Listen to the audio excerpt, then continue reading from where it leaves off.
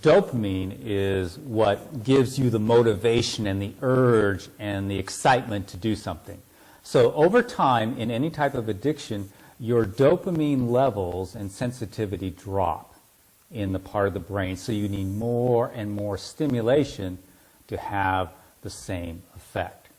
And then the other thing happens is you wire your brain, actually nerve cells connect to wire in Pavlovian, super Pavlovian memories of your addiction. For example, if you're an alcoholic and you've quit and you've been like 90 days sober and you're walking down the street, all of a sudden you walk by a bar, you hear some clanking of glass and the smell of alcohol, all of a sudden you get this urge to drink. It's activated these unconscious memories that are powerful, and they overwhelm the reward circuitry by spiking dopamine real high and saying, go get it. So what you have is a double-edged sword, low dopamine and less pleasure in everyday activities, and yet super high spiking of reward for that one single thing that you became addicted to. And that is the nature of addiction. And the final change is the higher part of our brain becoming weaker, so we have less willpower. It's called the frontal cortex. So those things working together are the center, the main attributes of all addictions. Very clear. You really understand addiction. It's very, very clear how you just explained that.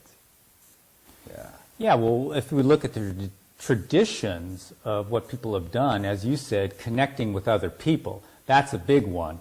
And it replaces these needs because yes. they're in solitude. The addiction flourishes in solitude, in isolation. Exactly. And what happens is you have dopamine, and so once you get off the addiction, your dopamine drops even further. Now you're craving things, and the one thing that will do it is your addiction. But now you can replace that reward with human contact. So that's one big thing, socialization. We tell guys, you've got to socialize.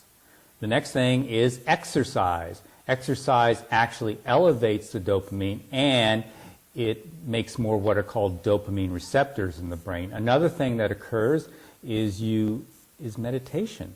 Meditation increases dopamine too and keeps the levels high.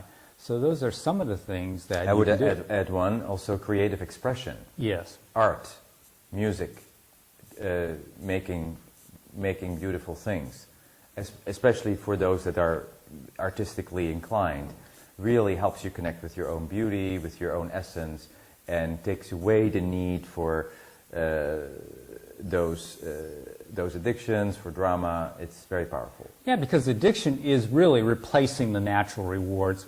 We don't have a reward circuit that evolved for addictions. It evolved for natural rewards, which were all those things you just discussed, along with food and sex and other things. And what these guys find out is once they stop that addiction, those creative things actually come and rise up. They say, oh my God, I'm starting to write again. I'm starting to play my musical instrument again. I've started to program. I'm going out and doing this and that and dancing. So those things just naturally rise as a replacement for the addiction.